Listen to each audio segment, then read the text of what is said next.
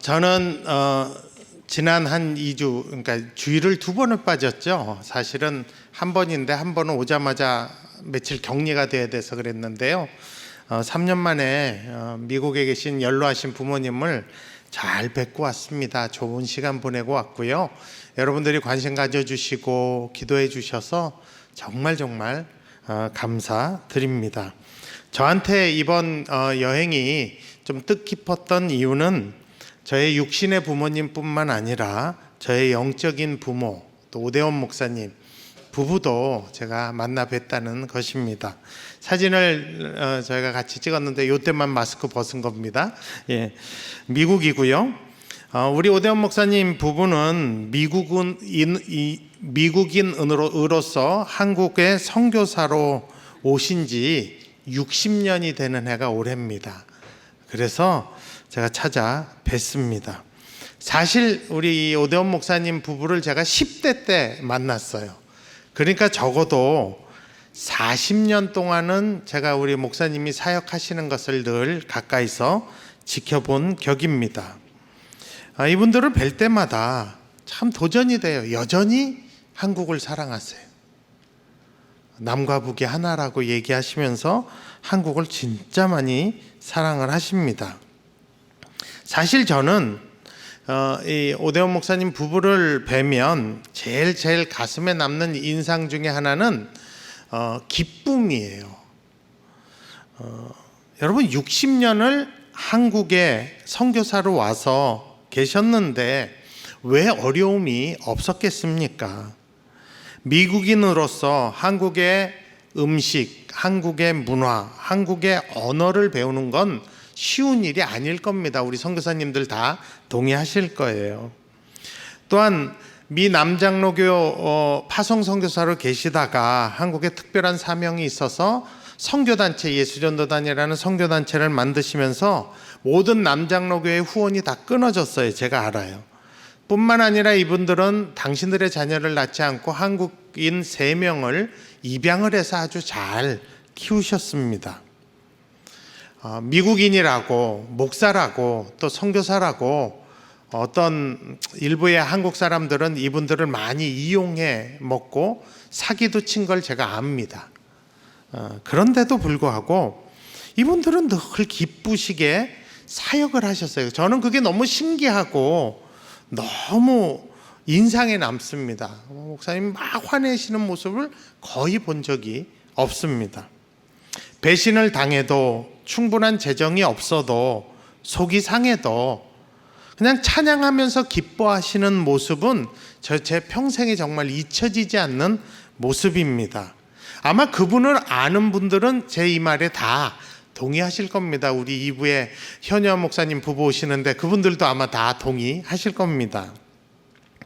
한국 나이로 지금 87세이신데 여전히 기쁜 얼굴을 하면서 저희들을 맞아주시고 또 장난도 치시고 우리를 얼마나 즐겁게 해주셨는지 모릅니다. 그래서 이분들을 뵐 때마다 제가 어떤 생각을 하냐면 도대체 이분들의 이 기쁨이 어디서 오는가 하는 생각을 하게 됩니다. 원래 오대원 목사님은 전 세계를 돌아다니시면서 사역을 합니다. 전 세계에 있는 흩어진 한국인들이 이분을 모셔서 한국말로 말씀 듣고 또 선교사님들이 이분들한테 강의를 듣고 배우고 하는 건 너무너무 좋아합니다. 그런데 지난 2년 동안 코로나 때문에 어디도 못 가셨습니다. 제가 갔더니 2년 만에 처음 찾아온 손님이라고 좋아하셨습니다. 그러니까 사역도 줌으로 하는 거 몇 개 외에는 일체 사역도 할 수 없는데 지금 봬도 그냥 여전히 기쁘세요. 정말 제가 닮고 싶은 모습이었습니다. 그래서 정말 저는 오늘 무엇이 우리의 기쁨인가, 내 기쁨은 도대체 무엇인가 하는 것을 좀 여러분과 나누고 싶습니다. 제가 요즘 계속 10년 전에 했던 하나님의 이름 설교를 되짚어서 다시 하는 거 여러분 알고 계실 겁니다. 이렇게 하는 이유는 도대체 이 시국에 하나님은 나에게 어떤 분이신가를 다시 한번 여러분들과 저가 되돌아보자는 의미가 있습니다. 오늘 하나님이 우리들에게 물으시는 질문이 있어요. 저와 여러분들에게 묻는 질문은 그거예요. 너의 큰 기쁨은 무엇이냐 하는 질문을 하신다고 저는 봅니다. 우리 뭐 기쁨 많죠. 우리가 기뻐하는 일 많아요. 그런데 너에게 정말 큰 기쁨을 주는 건 뭐냐 라고 하나님이 오늘 저희들에게 한번 물으신다고 저는 생각합니다. 사람은 본성적으로 기뻐하고 싶은 그런 본능이 있습니다. 기쁨을 쫓아가는 본능이죠. 본능적으로 우리는 기뻐하는 걸 좋아합니다. 여러분이 즐기는 취미는 다 여러분들에게 기쁨을 주는 거예요. 그죠? 그렇지 않으면 그걸 계속할 이유가 없죠. 근데 이 기쁨이란 것이 이 본능적인 욕구임에도 불구하고 이게 잘못 가면 잘못된 쾌락에 빠질 수 있는 위험성이 있습니다. 그냥 몇 분의 즐거움, 쾌락, 몇 시간의 어떤 만족함, 뭐 며칠의 어떤 기쁨을 위해서 평생을 후회하는 사람들이 우리 주변에 많습니다. 아주 많아요. 그러므로 내가 좋아하고 즐기고 추구하는 기쁨이 어떤 것인지 우리는 반드시 한 번쯤은 주기적으로 점검을 해야 합니다. 제가 여러분들에게 묻고 싶어요. 우리 하나님은 기쁨의 감정이 있으실까요? 우리 하나님은 도대체 감정이 있는 분이실까요? 어떻게 생각하세요? 있으시죠. 지정의가 있으시니까 감정이 있으시죠. 그러면 하나님이 저희들을 만나거나 우리 이름 석자를 딱 부르실 때 감정이 뭘까요? 뭐라고 생각하십니까? 하나님이 문이곤 하면 딱 느끼시는 감정이 뭘까요? 뭐 하나님은 눈에 보이지 않으니까 우리 예수님이 육신을 입으셨던 예수님이 우리를 만나면 그분의 표정은 어떠실까요? 화내고 계실까요? 슬퍼하실까요? 안타까워하시며 뭔가 조금 안 된 그런 표정이실까요? 아니면 기뻐하시는 표정이실까요? 물론 사람에 따라서 상황에 따라서 우리 예수님이 우리를 만나면 진노하실 수도 있고 슬퍼하실 수도 있고 안타까워하실 수도 있습니다. 그러나 우리 하나님이신 예수님이 우리를 향한 기본적인 표정은 무엇일까요? 여러분 그것은 자명합니다. 기뻐하는 표정입니다. 제가 인터넷에서 이 사진을 찾았어요. 우리 박미영 전도사님과 함께 찾았는데 여러분 이게 하나님이 우리 보자마자 우리 이름 석자 떠올리면 갖는 첫 반응, 첫 표정입니다. 그걸 어떻게 아느냐? 스바냐 3장 17절을 보면 알 수 있죠. 우리가 잘 아는 구절이죠. 너희 하나님 여호와가 너희 가운데 계시니 그는 구원을 베푸실 전능자시라. 그가 너로 말미암아 기쁨을 이기지 못하시며 너를 잠잠히 사랑하시며 너로 말미암아 즐거이 부르며 기뻐하시리라 하리라. 그러니까 우리를 보면 예수님이 하나님이 가지신 기본 감정은 기쁨입니다. 여러분 우리 하나님의 보좌 성부 성자 성령 하나님이 모이시면 그 분위기가 어떠실 것 같으세요? 그 하나님 보좌를 형성하고 있는 압도적인 어떤 감정, 분위기는 무엇일까요? 엄숙함일까요? 경건함일까요? 위험찬 재판장적인 그런 분위기일까요? 아닙니다. 오늘 보면 시편 16편 11절 오늘 시편 16편 11절에 보면 그 분위기를 우리에게 말해주고 있어요. 주께서 생명의 길을 내게 보이시리니 주의 앞에는 충만한 기쁨이 있고 주의 오른쪽에는 영원한 즐거움이 있나이다. 이게 분위기인 거죠. 그래서 오늘 본문 시편 43편 4절에 보면 그런즉 내가 하나님의 제단에 나아가 나의 큰 기쁨의 하나님께 이르리이다 라고 말하고 있습니다. 나의 큰 기쁨의 하나님, 이 표현을 우리가 좀 눈여겨봐야 합니다. 여러분 하나님이 나의 큰 기쁨이 되실 수 있다는 것 자체가 놀랍지 않습니까? 저는 그게 참 놀랍습니다. 하나님이 나를 기뻐하시는 건 뭐 봐드리겠는데 내가 하나님이 나에게 가장 큰 기쁨이 될 수 있다는 건 정말 놀라운 일입니다. 하나님이 가지신 그 기본 성품, 감정 중에 하나가 기쁨이라 그랬어요. 이 기쁨의 형상을 우리에게 주셨습니다. 그리고 하나님 앞에는 늘 충만한 기쁨이 있고 오른쪽에는 영원한 즐거움이 있다고 합니다. 여러분, 우리가 세상을 살다 보면 세상이 주는 기쁨이 있어요. 하나님이 주는 기쁨도 있고요. 근데 이 세상의 기쁨 중에는 또 하나님이 주시는 기쁨도 있어요. 그래서 하나님이 세상을 통해서 우리에게 기쁨을 주실 때는 그 세상의 기쁨이 곧 하나님의 기쁨이 됩니다. 우리가 뭐 자연을 이렇게 보면서 너무 좋다 할 때 어떤 기쁨이 우리 안에 있으면 그건 하나님이 주시는 기쁨일 수 있어요. 하나님이 그런 것을 통해서 우리 자연을 통해서 우리를 위로하시고 격려하실 수도 있고 그래요. 또 자녀나 부모님을 보면서 우리 안에 기쁨이 있으면 그것도 하나님이 주실 때가 있죠. 그러면 그런 것을 얻는 그 세상의 기쁨과 하나님의 기쁨은 같을 때가 또 많습니다. 그런데 분명히 이 세상이 주는 기쁨과 하나님이 주시는 기쁨이 다를 때도 있습니다. 하나님이 주시는 기쁨은 인간의 모든 욕구나 욕망을 늘 충족시켜 주는 게 아닙니다. 늘 그렇지 않아요. 하나님의 뜻에 따라서 우리에게 주시는 기쁨이기 때문에 하나님의 기쁨은 사실 좀 구별된 거룩한 기쁨입니다.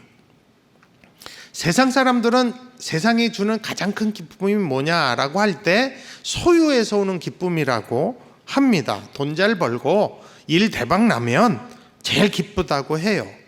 그런데 우리 하나님이 주시는 기쁨은 세상이 가장 크게 보는 그 소유의 기쁨보다 더 크다고 시편 4편 7절에서 말하고 있습니다. 주께서 내 마음에 두신 기쁨은 그들의 곡식과 새 포도주가 풍성할 때보다 더하다. 더 풍성한 소출, 옛날의 소유는 이 곡식이었으니까 그거보다 더하다고 성경은 말하고 있습니다. 세상이 주는 기쁨은 영원하지 않습니다. 유효기간이 있어요. 아무리 가꾸고 싶은 거 가져도 기쁜 건 잠시입니다. 다 아시죠? 우리가 김동욱 목사님 설교 통해서 늘 들었던 말씀이에요. 그런데 하나님의 기쁨은 아까 시편 16편 11절에서 말한 영원한 즐거움이라고 표현을 합니다. 요즘 TV나 오락 프로그램을 보면 요즘 사람들은 기쁨을 주는 가장 좋은 게 술이라고 얘기를 해요. 술 마실 때 기쁘고 뭐 하여튼 웃는 얘기는 다 술 얘기들이더라고요, 보니까. 근데 아시죠? 뭐 술 마시는 사람은 즐거울 수 있어요. 그러나 주변은 늘 즐겁지 않습니다. 가족이나 주변 사람들은 그 사람 술 먹고 냄새 피고 주사 나오고 이러면 괴롭습니다. 아마 여러분이 술 취해갖고 자녀들이 여러분이 술 취한 거를 좋아한 자녀들은 아마 많지 않을 겁니다. 정신없이 용돈 주는 경우 외에는 아마 없을 거예요. 근데 이제 제가 가끔 그런 얘기를 해요. 술 마시는 걸 정말 좋아하는 분들이 계세요. 믿는 분들 중에도 계십니다. 제가 알아요. 근데 이제 그분들이 그런 얘기를 가끔 해요. 이런 즐거움이 내가 하나님 믿으면 없어지는 거 아니냐라는 얘기를 가끔 하시는 분들이 계십니다. 근데 성경이요, 참 재밌는 게 이 술이 주는 즐거움을 인정을 해요, 성경이. 그러면서도 더 큰 기쁨이 있다고 얘기합니다. 술에 빗대어서. 그래서 뭐 예나 지금이나 사람들이 술 좋아하는 건 같기 때문에 스가랴 10장 7절에서 성경은 이렇게 표현을 합니다. 에브라임이 용사 같아서 포도주를 마신 같이 마음이 즐거울 것이요. 포도주 마시면 마음이 즐겁다는 거 성경이 인정하죠.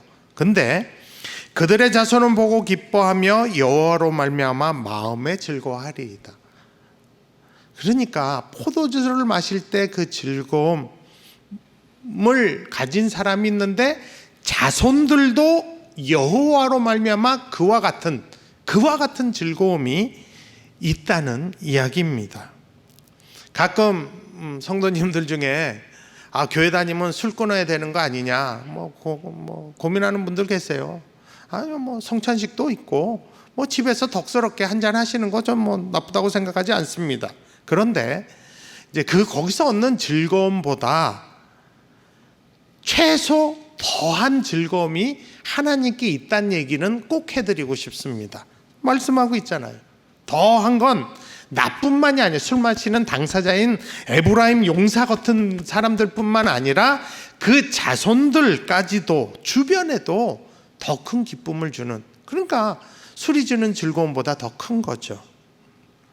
세상이 주는 기쁨과 하나님 주시는 기쁨의 또 다른 거는 상황과 환경을 뛰어넘는다는 것입니다. 세상적으로는 도저히 기뻐할 수 없는 상황인데 기뻐할 수 있는 것이 하나님이 기쁨을 주실 때입니다. 심지어 환난과 핍박과 심한 고통 가운데서도 기뻐할 수 있는 것이 하나님의 기쁨입니다. 우리가 잘 아는 다윗이 그러한 환난과 핍박 속에서 그 기쁨을 맛보았습니다. 그래서 막 억울하게 쫓겨다니면서도 막 대적에게 잡히고 목숨의 위험 가운데 있음에도 불구하고 그때 지은 그의 시편을 보게 되면 자기는 기뻐한다고 고백을 하고 있습니다. 뿐만 아니라 사도행전에 나오는 사도 바울도 감옥의 심한 고통 속에서도 하나님의 기쁨을 맛보고 찬송했다고 합니다. 더 나아가서 하나님이 주시는 기쁨의 큰 매력은 큰 두려움과 걱정 속에서도 기뻐할 수 있다는 것입니다. 오늘 다른 본문으로 택한 이 하박국서가 그런 경우입니다. 이 하박국 선지자가 경험한 이 기쁨, 여러분 하박국 선지자는 남유다의 여호야김 왕이 통치하던 시대에 활동한 선지자예요. 근데 여러분 이 여호야김 왕은 사실 애굽이 세운 왕이에요. 자기네 꼬봉으로. 그래서 애굽의 조공을 바치기 위해서 이 여호야김 왕은 백성들에게 무거운 세금을 매깁니다. 조공 바치려고. 그것만 해도 백성들이 힘들어 죽겠는데 또 탐욕까지 심했던 사람이 여호야김 왕입니다. 나라 경제가 어려운데 레바논산 백향목 수입해서 자기를 위해서 사치스러운 궁전을 짓고 무고한 자들의 피를 흘리고 탈취하는 아주 포악한 그런 사람이었습니다. 그러니까 하박국 선지자가 얼마나 가슴이 아프겠어요. 하나님께 눈물로 기도를 많이 했습니다. 그래서 하박국서 1장 2절에 보면 그의 기도가 이런 기도가 나옵니다. 여호와여 내가 부르짖어도 주께서 듣지 아니하시니 어느 때까지이리이까 내가 강포로 말미암아 외쳐도 주께서 구원하지 아니하시나이다. 그렇게 선지자로 이 여호야김 왕 시대에 이 강포한 이 포악한 이 왕 때문에 백성당하는 자신과 백성들을 위해서 기도하는 거예요. 근데 아직 응답이 없었어요. 그러던 중에 하나님께서 하박국 선지자에게 얘기하십니다. 내가 바벨론이라는 나라를 일으켜서 이 이스라엘의 불의에 대해서 내가 다 징계할 거야 라고 말씀하셨습니다. 그 응답을 받은 하박국 선지자가 얼마나 그 응답을 받고 무섭고 두려웠는지 모릅니다. 그래서 하박국 3장 16절에 보면 그때 상황을 이렇게 표현합니다. 내가 들었으므로 내 창자가 흔들렸고 그 목소리로 말미암아 내 입술이 떨었도다. 무리가 우리를 치러 올라오는 환난 날을 내가 기다림으로 썩이는 것이 내 뼈에 들어왔으며 내 몸은 내 처소에서 떨리는도다. 여러분 여호야김 왕과 그 정치인들의 그 포악함과 죄로 인해서 하나님이 심판하실 때 바벨론을 통해 심판하실 때 얼마나 그것이 무서운지 그 얘기를 듣자마자 이 하박국 선지자의 창자가 흔들리고 입술이 떨리고 뼈가 썩어가는 아픔으로 온몸을 부들부들 떨었다고 말하고 있습니다. 그런데 너무 이상한 것은 창자가 흔들리고 입술이 떨리고 뼈와 온몸이 떨리는 상황 가운데 바로 다음 절인 하박국 3장 17절 18절에 보면 즐거워하고 기뻐했다는 말이 나옵니다. 그렇게 두려움과 걱정과 공포의 상황 속에서 어떻게 그런 표현을 할 수 있겠어요? 그게 바로 하나님이 주시는 기쁨, 하나님의 기쁨입니다. 그렇다면 여러분, 하나님이 주시는 기쁨은 구체적으로 뭘까요? 다른 말로 하면 하나님의 기쁨은 도대체 어디서 오는 걸까요? 오늘 그것을 여러분과 다시 한번 우리가 되새김질하고자 합니다. 꼭 명심하셨으면 좋겠어요. 그래서 오늘 또 다른 본문이 하박국 3장 17절 18절인 것이에요. 우리 한 목소리로 한번 같이 읽어봤으면 좋겠습니다. 잘 아시는 말씀이에요. 다 같이 읽어봅니다. 비록 무화과 나무가 무성하지 못하며 포도나무에 열매가 없으며 감람나무에 소출이 없으며 밭에 먹을 것이 없으며 우리의 양이 없으며 외양간에 소가 없을지라도 나는 여호와로 말미암아 즐거워하며 나의 구원의 하나님으로 말미암아 기뻐하리로다. 큰 두려움과 근심 속에 하박국이 기뻐할 수 있었던 이유는 한마디로 뭐예요? 여호와로 말미암아였습니다. 그러니까 하나님이 주시는 기쁨이란 게 뭐예요? 하나님 자신이에요. 그게 어디서부터 와요? 하나님으로부터 온다는 얘기입니다. 하나님이 기쁨의 근원이시라는 말입니다. 그리고 하박국이 고백한 게 뭡니까? 하나님 자체가 우리에게, 자기에게 기쁨이라는 고백을 하고 있습니다. 그렇기 때문에 눈을 뜨고 잘 성경을 보면 많은 곳에서 여호와 하나님을 기뻐하라고 고백합니다. 시편 32편 11절에 보세요. 너희 의인들아 여호와를 기뻐하며 즐거워할지어다. 마음이 정직한 너희들아 다 즐거이 외칠지어다. 요엘서 2장 23절 보세요. 시온의 자녀들아 너희는 너희 하나님 여호와로 말미암아 기뻐하며 즐거워할지어다. 그가 너희를 위하여 비를 내리시되 이른 비를 너희에게 적당하게 주시리니 이른 비와 늦은 비가 예전과 같을 것이라. 그래서 우리 하나님이 어떤 하나님이세요? 기쁨의 하나님, 기쁨이신 하나님입니다. 그러면 여러분, 누가 도대체 이 하나님의 기쁨을 맛보고 이 하나님의 기쁨 가운데 살 수 있을까요? 하박국의 고백에 나와 있죠. 여호와가 나의 하나님, 나의 하나님이 돼야 돼요. 그래야 그 하나님의 기쁨을 맛보게 되는 것입니다. 여러분, 하나님의 기쁨은 하나님이 내 하나님이 되셔야 맛볼 수 있습니다. 기쁨의 하나님이 내 하나님이 돼야 돼요. 아빠의 하나님, 엄마의 하나님, 뭐 다른 집사님의 하나님, 권사님의 하나님 아니요, 내 하나님이 돼야 돼요. 여러분, 사실은요, 하나님께는 무엇이 큰 기쁨이냐? 우리예요. 성경에서 그건 강조해요.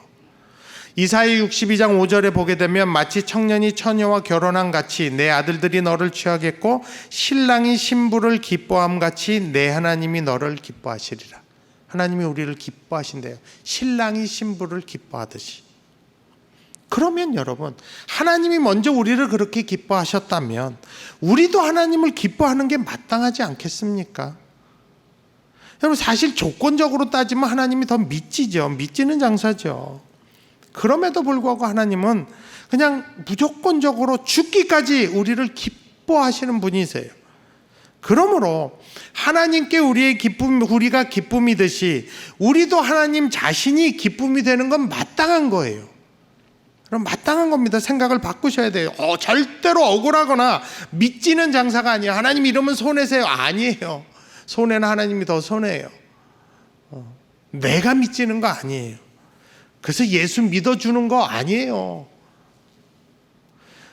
고린도후서 6장 10절을 보면 근심하는 자 같으나 항상 기뻐하고 가난한 자 같으나 많은 사람을 부유하게 하고 아무것도 없는 자 같으나 모든 것을 가진 자로다라고 합니다. 누가요? 하나님이 나의 하나님이 되고 그 하나님이 내 기쁨이신 경우에 항상 근심하는 것 같지만 근심거리 있지만 항상 기뻐한다는 것입니다. 그 하나님이 내 하나님이 되셔서 나의 기쁨이 되셔야 우리는 소유와 환경과 조건을 뛰어넘어서 항상 기뻐할 수 있습니다. 어떠한 상황, 어떠한 환경에서도 하나님만 붙잡고 있다면 기뻐할 수 있는 게 논리적으로 가능한 것입니다. 결국 그 상황과 환경을 극복할 수 있다는 얘기입니다. 현대를 사는 크리스찬들의 가장 큰 문제가 뭘까요? 이 순서가 바뀐 거예요. 하나님 때문에 기쁜 게 아니라 하나님이 주시는 것 때문에 기뻐하는 것이. 그렇게 되면 하나님을 믿는다고 하면 말은 하지만 사실 하나님을 이용하는 거죠. 세상에 껴맞추는 그런 잘못된 신앙생활을 하는 것입니다. 상황이 잘 풀리면 막 기뻐하다가 어려우면 바로 시험에 들죠. 그러면 왜? 거기가 내 기쁨의 근원이니까. 여러분, 우리는 오늘 무엇이 우리의 기쁨의 조건인지를 분명히 되새겨야 합니다. 하나님 자체가 우리의 기쁨이시라는 사실을 다시 인지하고 믿어야 합니다. 사실 기쁨이신 하나님, 그 이름 하나만으로도, 하나님 한 분만이라도, 여호와 하나라도 그 안에 우리의 만족과 안정감을 찾는 우리가 되는 게 마땅한 것입니다. 그래서 어떠한 고난이, 어떠한 환경에도, 어려움이 와도, 극심한 두려움과 걱정들 속에서도 기뻐한다는 이 하박국의 고백이 내 기쁨과 내 간증이, 내 고백이 되어야 합니다. 상황이 잘 풀려요? 그러면 그렇게 하시는 하나님으로 인해 기뻐하고 감사하면 됩니다. 근데 상황이 잘 풀리지 않으세요? 그럼에도 불구하고 내 하나님이 여호와이시기 때문에 그 자체만으로도 왠지 모르는 기쁨이 우리 안에 있고 감사가 있어야 합니다. 그래야 빌립보서 4장 4절에 주 안에서 항상 기뻐하라, 내가 다시 말하노니 기뻐하라를 가능케 된 것입니다. 여러분, 하나님이 내 기쁨이셔야지만 이 빌립보서 4장 4절의 말씀은 성취될 수 있는 것입니다. 더 참 우리 믿는 자들에게 참 경각심을 주는 말씀은, 이렇게 항상 기뻐하지 않으면 우리가 아무리 하나님을 위해 사역할지라도 망할 수 있다는 경고의 말씀이 있습니다. 신명기 28장 47절 48절을 보면, 내가 모든 것이 풍족하여도 기쁨과 즐거운 마음으로 내 하나님 여호와를 섬기지 아니함으로 말미암아, 모든 게 응답되고 완전히 다 풍족하여도 기쁨과 즐거움으로 여호와를 섬기지 않는다면 어떻게 되느냐? 48절이 얘기해요. 내가 줄이고 목마르고 헐벗고 모든 것이 부족한 중에서 여호와께서 보내사 너를 치게 하실 적군을 섬기게 될 것이니 그가 철멍에를 내 목에 메어 마침내 너를 멸할 것이라. 무서운 말씀이에요. 사실은 아무리 목사로, 장로로, 권사로, 안수집사로 섬겨도, 교회 교사로 섬겨도 우리 안에 기쁨과 즐거운 마음이 없다면 그 멸망할 수도 있다는 그런 아주 무서운 경고의 말씀입니다. 여러분, 이런 경고 앞에서 이건 아예 하나님 섬기지 말자로 가면 안 되죠. 그러므로 우리 안에 기쁨을 회복해야 된다. 바른 기쁨을 회복해야 되는 것이에요. 그래서 하나님이 이 말씀 하시는 거예요. 어떻게 해야 될까요? 여러분, 오늘 우리 안에 가장 큰 기쁨이 무엇인지를 되돌아봐야 합니다. 나를 기쁘게 하는 것 많아요. 감사하죠. 근데 가장 큰 기쁨의 근원이 어디인지를 스스로 한번 오늘 이 기회에 저와 여러분이 돌아봐야 합니다. 그 근원이, 가장 큰 기쁨이 기쁨 자체이신 우리 하나님이 아니고 다른 상황이나 조건이라면 여러분, 빨리 오늘 돌이키셔야 합니다. 바로 잡아야 합니다. 이거 그대로 그걸 믿음이라고 착각하며 살면 큰 어려움이 닥칠 수 있습니다. 그리고 다시 하나님이 나의 기쁨이 되어달라고, 우리가 다시 하나님을 선택하고 그 하나님이 나를 도우시도록, 성령님 정말 하나님으로 인하여 기뻐하도록 하게 해달라고 기도해야 합니다. 그 믿음 달라고 해야 합니다. 하나님께서는 오늘 우리에게 기쁨의 근원이 되고 싶다고 말씀하십니다. 하나님 자신이 우리의 기쁨이 되기를 원하신다고 합니다. 그래야지만 우리가 항상 기뻐할 수 있기 때문입니다. 하나님은 어떠한 상황에서도 그 하나님이 우리의 주인이시고 하나님이 기쁨이시기 때문에 우리가 정말 기뻐하기를 원합니다. 여러분, 우리는 어차피 기쁨이 본능적으로 필요한 사람들이에요. 기쁨을 쫓아가는 사람들이에요. 항상 기뻐할 수 있는 유일한 조건은 하나님이 내 기쁨이 되시는 것입니다. 아무리 어렵고 힘들어도 하늘의 기쁨이 그러면 내 안에 있어서 그 상황과 모든 조건을 뛰어넘어 기뻐할 수 있습니다. 그 기쁨을 맛보며 사는 것이 참된 그리스도인이고 예수를 잘 믿는 겁니다. 그 기쁨 달라고 저와 여러분이 간구했으면 좋겠습니다. 요즘 참 기뻐하는 게 별로 없죠. 그래서 우리는 자꾸 기쁨을 추구해요. 어떤 사람은 계속 영화 보고 있고, 어떤 사람은 계속 자기 좋아하는 거 취미 찾고 있고 그래요. 그런데 오늘 하나님이 말씀하십니다. 내가 너의 큰 기쁨이 되었으면 좋겠다. 너는 나의 큰 기쁨이니 너도 내가 큰 기쁨이 되면 좋겠다고 말씀하십니다. 이 하나님의 마음에 응답하는 저와 여러분이 됐으면 좋겠습니다.